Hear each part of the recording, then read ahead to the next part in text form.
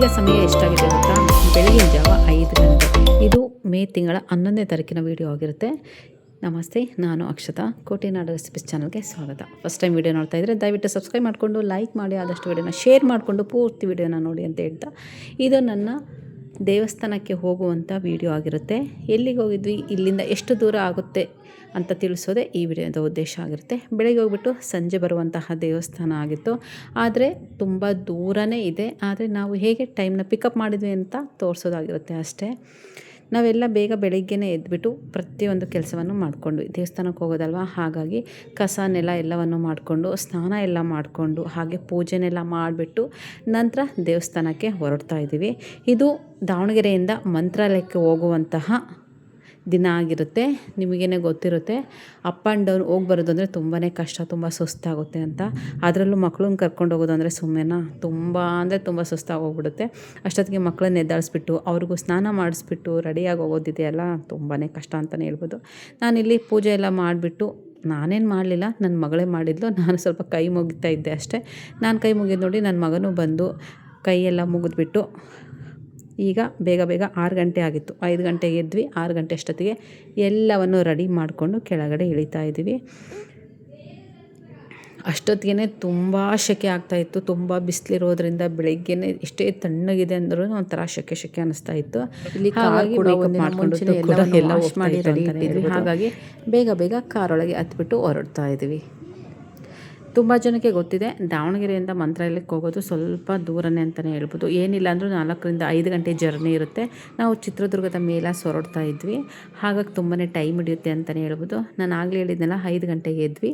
6 ಗಂಟೆ ಅಷ್ಟೊತ್ತಿಗೆ ಎಲ್ಲ ರೆಡಿ ಆಗಿಬಿಟ್ಟು 6:10ಕ್ಕೆ ಇಲ್ಲಿ ಬಿಡ್ತಾ ಇದ್ವಿ. ಯಾಕೆಂದರೆ ಟೈಮ್ ಏನಕ್ಕೆ ತೋರಿಸ್ತಾ ಇದ್ದೀನಿ ಅಂದರೆ, ನಾವು ಹೋಗಿ ಬರೋದಕ್ಕೆ ಟೈಮ್ ಎಷ್ಟಿಡಿತ್ತು ನೋಡ್ಕೊಳ್ಳೋಣ ಅನ್ನೋ ಕಾರಣಕ್ಕೆ ನಾನಿಲ್ಲಿ ಟೈಮ್ ನೋಡ್ತಾ ಇದ್ದೆ ಅವಾಗವಾಗ. ಇಲ್ಲಿಂದ ಹೊರಟ್ಬಿಟ್ವಿ. ಬೆಳಗ್ಗೆನೇ ತುಂಬಾ ಚೆನ್ನಾಗಿತ್ತು, ತಣ್ಣಗೆ ಸ್ವಲ್ಪ ಗಾಳಿ ಕೂಡ ಬೀಸ್ತಾ ಆಯಿತು. ಹಾಗಾಗಿ ವಿಂಡೋನೆಲ್ಲ ಓಪನ್ ಮಾಡ್ಕೊಂಡ್ಬಿಟ್ಟು ಫ್ರೆಶ್ ಗಾಳಿ ಕುಡಿತಾ ಹೋಗ್ತಾ ಇದ್ವಿ. ಬೆಳಗ್ಗೆನೇ ಈ ರೀತಿ ಹೊರಗಡೆ ಹೋಗೋದು, ಗಾಡಿಯಲ್ಲಿ ಹೋಗೋದು ಅಂದರೆ ಎಷ್ಟು ಚೆನ್ನಾಗಿರುತ್ತೆ ಅಲ್ವಾ. ಆ ತಣ್ಣನ ಗಾಳಿ ಬೀಸ್ಕೊತ, ಗಲಾಟೆ ಇರಲ್ಲ, ತುಂಬಾ ಚೆನ್ನಾಗಿರುತ್ತೆ ಅಂತಲೇ ಹೇಳ್ಬೋದು. ಮಕ್ಕಳು ಕೂಡ ತುಂಬ ಖುಷಿಯಿಂದ ಯಾವುದೇ ಥರ ಕಿರಿಕಿರಿ ಮಾಡದೆ ಅವರು ಕೂಡ ಆರಾಮಾಗಿ ರೆಡಿ ಆಗಿಬಿಟ್ಟು ಹೊರಡ್ತಾ ಇದ್ದೀವಿ.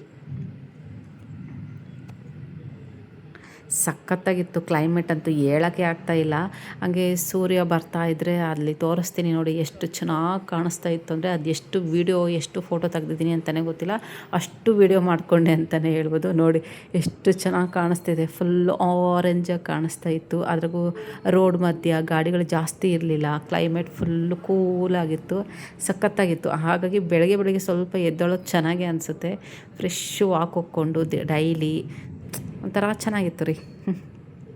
ಈಗ ನಾವು ಚಿತ್ರದುರ್ಗದ ಮೇಲಾಸಿ ಹೋಗ್ತಾಯಿದ್ದೀವಿ. ಈಗ ದಾವಣಗೆರೆಯಿಂದ ಬಿಟ್ಟಿದ್ದೀವಿ, ಚಿತ್ರದುರ್ಗದ ಮೇಲಾಸಿಂದ ಹೊರಡ್ತೀವಿ. ಎಲ್ಲೆಲ್ಲಿ ಹೋಗ್ತೀವಿ ಅಂತ ತೋರಿಸ್ತೀನಿ. ಅಷ್ಟೊಂದು ಆ ಕಡೆ ಸೈಡ್ ಊರುಗಳು ನನಗೆ ಗೊತ್ತಿಲ್ಲ.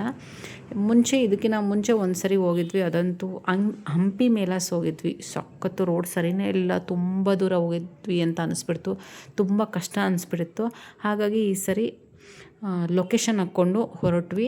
ಸಲೀಸಾಗಿ ಹೋಗಿ ಬಂದ್ವಿ, ಯಾವುದೇ ಥರ ಇದಿಲ್ಲ, ಆರಾಮಾಗಿ ಹೋದ್ವಿ. ರೋಡು ಕೂಡ ತುಂಬ ಅಂದರೆ ತುಂಬಾ ಚೆನ್ನಾಗಿದೆ. ಬೆಳಗ್ಗೆ ಹೋಗಿ ಆರಾಮಾಗಿ ಸಂಜೆ ಬರ್ಬೋದಪ್ಪ ವಾಪಸ್ಸು ಅನ್ನೋ ಅಷ್ಟು ರೋಡು ಚೆನ್ನಾಗಿತ್ತು. ಇಲ್ಲಿ ನೋಡಿ ತೋರಿಸ್ತಾ ಇದ್ದೀನಿ ಟೈಮು. ಆಲ್ರೆಡಿ ತುಂಬ ದೂರ ಬಂದಿದ್ವಿ, ಹೊಟ್ಟೆ ಕೂಡ ಸಖತ್ತಾಗಿ ಹಸಿತಾ ಇತ್ತು. ಆದರೆ ಒಂದು ಸಮಸ್ಯೆ ಏನು ಅಂದರೆ, ಇಲ್ಲಿ ಹೋಗ್ತಾ ಏನು ಹೋಟ್ಲುಗಳು ಇಲ್ಲ, ಡಾಬಾಗಳಿಲ್ಲ, ತಿಂಡಿಗಾಗಲಿ ಊಟಕ್ಕಾಗಲಿ ಏನಾದರೂ ತೊಗೋಬೇಕು ಮಕ್ಕಳಿಗೆ ಅಂದ್ಬಿಟ್ರೆ ಸಖತ್ತು ಸಮಸ್ಯೆ ಅಂತಲೇ ಹೇಳ್ಬೋದು. ಏನೂ ಸಿಗೋದೇ ಇಲ್ಲ ಬೇಗ, ಹಾಗಾಗ್ಬಿಟ್ಟಿತ್ತು. ಮಕ್ಕಳು ಕೂಡ ತುಂಬ ಹೊಟ್ಟೆ ಹಸಿತಾ ಇದೆ ಅಂತಿದ್ರು. ಏನು ಬೆಳಗ್ಗೆ ಹಾಲು ಕೂಡ ಅವ್ರಿಗೆ ಕೊಟ್ಟಿರಲಿಲ್ಲ ಅಲ್ವಾ, ಹಾಗಾಗಿ 9:30 ಆಯಿತು. ಆಮೇಲೆ ಅಲ್ಲೇ ಒಂದು ಚಿಕ್ಕದಾಗಿ ಹೋಟ್ಲು ಸಿಕ್ತು, ಹೋಗ್ಬಿಟ್ಟು ಅಲ್ಲೇ ತೊಗೊಂಡ್ವಿ ಊಟಕ್ಕೆ. ಅಲ್ಲೇ ಟಿಫನ್ ತೊಗೊಂಡ್ವಿ. ಮಗ ಇಡ್ಲಿ ತೊಗೊಂಡ, ನಾನು ದೋಸೆ ತೊಗೊಂಡೆ. ಹಸ್ಬೆಂಡು ಮತ್ತು ಮಗಳು ಪಲಾವ್ ಅಂತ ತೊಗೊಂಡ್ರು. ಅಯ್ಯಯ್ಯಪ್ಪ, ಟೇಸ್ಟ್ ಏನು ಹೇಳ್ತೀರಾ, ಸ್ವಲ್ಪನೂ ಚೆನ್ನಾಗಿರಲಿಲ್ಲ. ದೋಸೆನೂ ಚೆನ್ನಾಗಿರಲಿಲ್ಲ, ಇಡ್ಲಿನೂ ಚೆನ್ನಾಗಿರಲಿಲ್ಲ, ಪಲಾವ್ ಅಂತೂ ಸ್ವಲ್ಪನೂ ಸರಿ ಇರಲಿಲ್ಲ. ಹಾಗೂ ಹಿಂಗೂ ನಾನು ನನ್ನ ಮಗ ಇಡ್ಲಿ ಮತ್ತು ದೋಸೆನ ಖಾಲಿ ಮಾಡ್ಕೊಂಡ್ವಿ. ಆದರೆ ಅಪ್ಪ ಮಗಳು ಮಾತ್ರ ಹಾಗೇ ಬಿಡ್ಕೊಂಡಿದ್ರು, ಚೆನ್ನಾಗಿರಲಿಲ್ಲ, ನಮಗೆ ಬೇಡ ಅಂದ್ಕೊಂಡು. ಎಷ್ಟಾಗುತ್ತೋ ಅಷ್ಟು ತಿಂದುಬಿಟ್ಟು ಮತ್ತೆ ನಾವು ಜರ್ನಿನ ಕಂಟಿನ್ಯೂ ಮಾಡ್ತಾಯಿದ್ವಿ. ಯಾರಾದರೂ ಖಂಡಿತ ಮಂತ್ರಾಲಯಕ್ಕೆ ಹೋಗಬೇಕು ಅಂದ್ಕೊಂಡಿರೋರು ಅವರಿಗೆ ಒಂದು ಕಿವಿ ಮಾತು ಹೇಳ್ತೀನಿ ಕೇಳಿ. ದಯವಿಟ್ಟು ಬೇಸಿಗೆಯಲ್ಲಿ ಮಾತ್ರ ಹೋಗೋದಕ್ಕೆ ಹೋಗಬೇಡಿ. ಸಖತ್ತು ಬಿಸಿಲು, ಖಂಡಿತ ನಮ್ಮ ಕಡೆಯವರಿಗೆ ತಡ್ಕೊಳ್ಳೋದು ತುಂಬ ಕಷ್ಟ ಅನಿಸುತ್ತೆ. ಒಂಥರ ಉರಿ ಉರಿ ಉರಿ ದಗ ದಗ ದಗ ಅನ್ನಿಸ್ತಾ ಇರುತ್ತೆ ಬಿಸಿಲು. ಹಾಗಾಗಿ ಸ್ವಲ್ಪ ಕೂಲಿರೋ ಸಮಯದಲ್ಲಿ ಹೋಗೋದು ತುಂಬಾ ಒಳ್ಳೆಯದು. ಇಲ್ಲ ಬೆಳಗ್ಗೆನೇ ಬೇಗ ಎದ್ದು ಹೋಗ್ಬಿಟ್ರೆ ಸ್ವಲ್ಪ ತಣ್ಣಗಿರುತ್ತೆ. ಆಮೇಲೆ ಸಂಜೆ ಟೈಮು ದರ್ಶನ ಎಲ್ಲ ಮಾಡಿಕೊಂಡು ಸಂಜೆ ಟೈಮ್ ಬಂದರೆ ಆರಾಮಾಗಿ ನೈಟು ಅಷ್ಟೊತ್ತಿಗೆ ಮನೆಗೆ ಬಂದುಬಿಡ್ತೀವಿ. ಹಾಗಾಗಿ ಬೆಳಗ್ಗೆ ಅಥವಾ ಸಂಜೆ ಟೈಮು ಈ ಬೇಸಿಗೆಯಲ್ಲಿ ಹೋಗೋದು ತುಂಬಾ ಒಳ್ಳೆಯದು. ಮತ್ತು ತಿಂಡಿ ಗಿಂಡಿ ಎಲ್ಲ ತಿಂದ್ಕೊಂಡು ನಮ್ಮ ಜರ್ನಿನ ಕಂಟಿನ್ಯೂ ಮಾಡಿದ್ವಿ. ಕಾರಲ್ಲಿ ಹಾಡು ಬೇರೆ ಹಾಕಿದ್ರು, ಹಾಡನ್ನು ಕೇಳ್ಕೊಂತ ಹೊರಟ್ವಿ. ಅದೆಷ್ಟು ನಿದ್ದೆ ಅಂದರೆ ಸುಮ್ಮನೆ ಕಣ್ಣು ಮುಚ್ಚಿದ ತಕ್ಷಣ ನಿದ್ದೆ ಹೋಗ್ತಾಯಿದ್ವಿ, ಅಷ್ಟು ನಿದ್ದೆ ಬರ್ತಾಯಿತ್ತು. ಮಲ್ಕೊಂಡು ಹಂಗಿಂಗೋ ಮಲ್ಕೊಂಡು ಕಂಡುಬಿಡೋ ಅಷ್ಟೊತ್ತಿಗೆ ಮಂತ್ರಾಲಯ ಬಂದೇ ಬಿಡ್ತು. ಎಂಟ್ರೆನ್ಸ್ ನೋಡೋದೇ ಒಂಥರ ಖುಷಿ ಅನಿಸ್ಬಿಡ್ತು. ನಾವು ಹೋಗೋದು ಕಡಿಮೆ, ಅಪರೂಪ ಹೋಗೋದು, ಇದು ಸೆಕೆಂಡ್ ಟೈಮ್ ಅಂತ ಹೇಳ್ಬೋದು. ನಾನು ಫಸ್ಟ್ ಟೈಮ್ ಹೋಗಿದ್ದು ನನ್ನ ಮಗನಿಗೆ ಅಲ್ಲೇ ಮುಡಿ ಕೊಡಬೇಕು ಅಂತ ಅಂದ್ಕೊಂಡಿದ್ವಿ. ಅದು ಹರಕೆ ತೀರ್ಸೋದಕ್ಕೋಸ್ಕರ ಅಲ್ಲಿಗೆ ಹೋಗ್ಬಿಟ್ಟು ಹರಕೆನ ತೀರಿಸಿದ್ವಿ. ಇದು ಸೆಕೆಂಡ್ ಟೈಮ್ ಹೋಗ್ತಾಯಿದ್ದೀವಿ. ನಾವೇ 4 ಜನ ಹೋಗ್ತಾ ಇರೋದು ಅಷ್ಟೇ. ಸಖತ್ತು ಜನ ಹೇಳ್ಬಾರ್ದು, ಅಷ್ಟೊಂದು ಜನ ಇದ್ದರು. ಈ ಸರಿ ದೇವರ ದರ್ಶನದ ವ್ಯವಸ್ಥೆ ಕೂಡ ತುಂಬಾ ಚೇಂಜ್ ಆಗಿತ್ತು ಅಂತಲೇ ಹೇಳ್ಬೋದು. ಆದಷ್ಟು ಎಲ್ಲೆಲ್ಲಾಗುತ್ತೋ ವೀಡಿಯೋನ ಅಲ್ಲಿ ಮಾಡಿಬಿಟ್ಟು ನಾನು ಕೂಡ ತೋರಿಸಿದ್ದೀನಿ. ಎಷ್ಟು ಸುತ್ತರಿಬೇಕಾಗಿತ್ತು ದೇವ್ರ ದರ್ಶನಕ್ಕೆ ಅಂತ. ಸಖತ್ತು ರಶ್ಶು. ಒಟ್ಟಿನಲ್ಲಿ ಮುಂಚೆ ಎಲ್ಲ ಇಷ್ಟೊಂದು ರಶ್ ಇರಲಿಲ್ಲ, ಈಗೀಗೆ ಅಂತೂ ಸಖತ್ತು ರಶ್ ಆಗಿದೆ. ಏನಕ್ಕೆ ಅಂದರೆ ಎಲ್ರಿಗೂ ಗೊತ್ತೇ ಇರುತ್ತೆ, ಇನ್ಸ್ಟಾಗ್ರಾಮಲ್ಲೆಲ್ಲ ನೋಡ್ತಾನೆ ಇರ್ತೀರ. ಅಲ್ಲಿ ರೀಲ್ಸ್ ಮಾಡೋದಕ್ಕೆ, ವಿಡಿಯೋಗಳು ಮಾಡೋದಕ್ಕೇ ತುಂಬ ಜನ ಹೋಗ್ತಾ ಇದ್ದಾರೆ ಅಂತ ತುಂಬ ಹೇಳ್ತಾ ಇರ್ತಾರೆ. ಈಗಲೂ ಕೂಡ ಅದೇ ರೀತಿ ಆಗಿತ್ತು. ಫೋಟೋ ತೆಗೀರು, ವೀಡಿಯೋ ತೆಗೀರು ಅಂತ ಇದ್ದದ್ದೇ. ನಾನು ಕೂಡ ಅದನ್ನೇ ಮಾಡಿದೆ ಅಂತಲೇ ಹೇಳ್ಬೋದು. ಎಲ್ಲೆಲ್ಲಾಗುತ್ತೋ ಅಲ್ಲಲ್ಲಿ ನನಗೆ ಸಾಧ್ಯ ಆಗೋಷ್ಟು ವೀಡಿಯೋನ ಮಾಡ್ಕೊಂಡಿದ್ದೀನಿ ಅಷ್ಟೇ. ಹೇಳಿದ್ನಲ್ಲ, ಮಕ್ಕಳು ಅಂತ ಎಲ್ಲೂ ಕಿರಿಕಿರಿ ಮಾಡಲಿಲ್ಲ. ಆರಾಮಾಗಿ ಖುಷಿಯಾಗಿ ಎಂಜಾಯ್ ಮಾಡ್ಕೊಂಡು ಹೋದ್ವಿ. ಎಲ್ಲೆಲ್ಲಿ ಏನೇನು ಬೇಕೋ ಸ್ವಲ್ಪ ತೊಗೊಳ್ಳೋದು, ತಿನ್ನೋದು, ಹೋಗೋದು, ಇದನ್ನೇ ಮಾಡಿದ್ವಿ. ನೋಡಿ ಹಿಂಗಿದೆ ಜನ, ಹಿಂಗೆ ಬರ್ತಾ ಇದ್ದಾರೆ ಅಂತ. ಬರೋರು ಹಾಗೆ ಇದ್ದರು, ಹೋಗೋರು ಹಾಗೆ ಇದ್ದರು. ಅದರಲ್ಲೂ ಬೇಸಿಗೆ ರಜೆ ಇರೋದ್ರಿಂದ ತುಂಬ ಜನ ಎಲ್ಲ ದೇವಸ್ಥಾನಗಳಿಗೂ ಅಥವಾ ಈ ಬೀಚ್ ಸೈಡ್ಗಳಲ್ಲಿ ಹೋಗೋದು ತುಂಬಾ ಜಾಸ್ತಿ ಅಂತಲೇ ಹೇಳ್ಬೋದು. ನಾವು ಕೂಡ ಇನ್ನೊಂದು ವೀಕ್ ಇದೆ ಅಷ್ಟೇ ಸ್ಕೂಲ್ ಸ್ಟಾರ್ಟ್ ಆಗೋದು. ಹಾಗಾಗಿ ಮನೆಗೆ ಶಿಫ್ಟ್ ಆದಮೇಲೆ ನಾವು ದೇವಸ್ಥಾನಕ್ಕೆ ಹೋಗಲೇಬೇಕು ಮಂತ್ರಾಲಯಕ್ಕೆ ಅಂತ ಅಂದ್ಕೊಂಡಿದ್ವಿ. ಹಾಗಾಗಿ ಬೇಗ ಹೊರಟ್ಬಿಟ್ಟು ಹೋದ್ವಿ. ಕಾರೆಲ್ಲ ಪಾರ್ಕ್ ಮಾಡಿಬಿಟ್ಟು, ನೋಡಿ ಈಗ ಕಾರ್ ಪಾರ್ಕ್ ಮಾಡಿದ ಮೇಲೆ ಟೈಮ್ ತೋರಿಸ್ತಾ ಇದ್ದೀನಿ, 11:30 ಆಗಿದೆ. ನಾವಿಲ್ಲಿ ಮನೆ ಬಿಟ್ಟಾಗ 6:10 ಆಗಿತ್ತು, ಈಗ 11:32 ಆಗಿತ್ತು. ಅಂದರೆ ಅಲ್ಲಿಗೆ 5 ಅವರ್ಸ್ ಜರ್ನಿ ಅಂತಲೇ ಹೇಳ್ಬೋದು. ತಿಂಡಿಗೆ ಅಂದರೆ ಒಂದು 30 ಮಿನಿಟ್ಸು 35 ಮಿನಿಟ್ಸು ಅಲ್ಲಿ ನಿಲ್ಲಿಸಿದ್ವಿ ತಿಂಡಿಗಷ್ಟೇ. ಮತ್ತೆಲ್ಲೂ ಸ್ಟಾಪ್ ಕೊಟ್ಟಿಲ್ಲ ನಾವು. ಇಷ್ಟು ಟೈಮಲ್ಲಿ ನಿಧಾನಕ್ಕೆ, ಮಕ್ಕಳಿರೋದ್ರಿಂದ ರ್ಯಾಶ್ ಡ್ರೈವಿಂಗು ಇರೋದಿಲ್ಲ, ನಿಧಾನಕ್ಕೆ ಹೋಗ್ಬಿಟ್ಟು ದರ್ಶನ ಮಾಡ್ಕೊಂಡ್ವಿ. ಈ ಸರಿ ಮಂತ್ರಾಲಯದಲ್ಲಿ ಏನು ಮಾಡಿದ್ದಾರೆ ಅಂದರೆ, ತುಂಬ ಬಿಸಿಲಿರೋ ಕಾರಣ, ಈಗ ನಡ್ಕೊಂಡು ಹೋಗ್ತೀವಲ್ವ ಕಾಲೆಲ್ಲ ಸುಡುತ್ತೆ ಅನ್ನೋ ಕಾರಣಕ್ಕೆ ಈ ರೀತಿ ಎಲ್ಲ ವ್ಯವಸ್ಥೆ ಮಾಡಿದರು. ಹಾಗಾಗಿ ಒಂದು ಸ್ವಲ್ಪ ಕೂಲ್ ಇತ್ತು ಅಂತಲೇ ಹೇಳ್ಬೋದು ದೇವಸ್ಥಾನದೊಳಗೆ. ಅದಾದಮೇಲೆ ಈ ರೀತಿ ಸ್ಟೆಪ್ಸ್ ಎಲ್ಲ ಮಾಡಿದರು. ಮುಂಚೆ ಎಲ್ಲ ಡೈರೆಕ್ಟ್ ಸ್ವಲ್ಪ ದರ್ಶನಕ್ಕೆ ಹೋಗ್ಬೋದಿತ್ತು. ಈಗ ತುಂಬ ಸುತ್ತುವರಿಯಂಗೆ ಮಾಡಿಬಿಟ್ಟಿದ್ದಾರೆ. ಒಂದು 3 ರೌಂಡು ಸುತ್ತರಿತೀವಿ ಅನಿಸುತ್ತೆ. ಈ ರೀತಿ ಮೇಲ್ಗಡೆ ಎಲ್ಲ ವ್ಯವಸ್ಥೆ ಮಾಡಿಬಿಟ್ಟು ಬಿಡ್ತಾ ಇದ್ದಾರೆ. ಯಾಕೆಂದರೆ ತುಂಬ ಜನ ಬರ್ತಾ ಇರೋ ಕಾರಣ, ರಶ್ ಆಗ್ತಾ ಇರೋ ಕಾರಣ ದೇವಸ್ಥಾನದಲ್ಲಿ ಈ ರೀತಿ ವ್ಯವಸ್ಥೆ ಮಾಡಿದರು. ಅಂದರೆ ಮುಂಚೆ ದೇವ್ರ ದರ್ಶನ ಆದ ತಕ್ಷಣ ಈ ತೀರ್ಥ ಕೊಡೋದು, ಮಂತ್ರಾಕ್ಷತೆ ಕೊಡೋದು ಎಲ್ಲ ಮಾಡ್ತಾಯಿದ್ರು. ಈಗ ಅದಕ್ಕೂ ಕೂಡ ಸುತ್ತುರಿಬೇಕು, ಆ ರೀತಿ ಮಾಡಿಬಿಟ್ಟಿದ್ದಾರೆ. ಹಾಗಾಗಿ ತುಂಬ ಜನ ಏನು ಅಂತಂದರೆ ದೇವ್ರ ದರ್ಶನ ಮಾಡ್ಕೊಂಡು ಸ್ವಲ್ಪ ಹೊತ್ತು ಕೂತು ಹೋಗ್ತಾಯಿದ್ದೀವಿ. ನಾನು ಕೂಡ ಅದನ್ನೇ ಮಾಡಿದೆ. ಮತ್ತೆ ಪ್ರಸಾದಕ್ಕೆ ಅಂತಂದರೆ ಮತ್ತೆ ಕ್ಯೂ ಹಚ್ಚಬೇಕು, ಮತ್ತೆ ರಶ್ ಆಗಿಬಿಡುತ್ತೆ ಅನ್ನೋ ಕಾರಣಕ್ಕೆ ದೇವ್ರ ದರ್ಶನ ಮಾಡಿಕೊಂಡು ನಾವು ಕೂಡ ಹೊರಟ್ವಿ. ತುಂಬಾ ಚೆನ್ನಾಗಿತ್ತು ದರ್ಶನ ಮಾತ್ರ.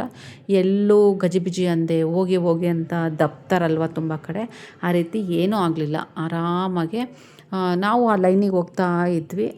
ಹೋಗ್ಬಿಟ್ಟು ಇನ್ನೇನು ಬೇಗ ಸುತ್ತರಿದು ಬರಬೇಕು ಅನ್ನೋಷ್ಟರೊಳಗೆ ಪಕ್ಕದ ಸಾಲಲ್ಲಿ ಕರೆದ್ರು. ಅಂದರೆ ಡೈರೆಕ್ಟ್ ದೇವ್ರ ಮುಂದೆನೇ ಬರ್ತೀವಲ್ವ, ಆ ಸಾಲಿಗೆ ಕರೆದ್ರು. ಯಾಕೆಂದರೆ ರಶ್ಶು ಅಷ್ಟೊಂದು ಇರಲಿಲ್ಲ ಆ ಟೈಮಲ್ಲಿ, ನಾವು ಓದೋ ಟೈಮಲ್ಲಿ.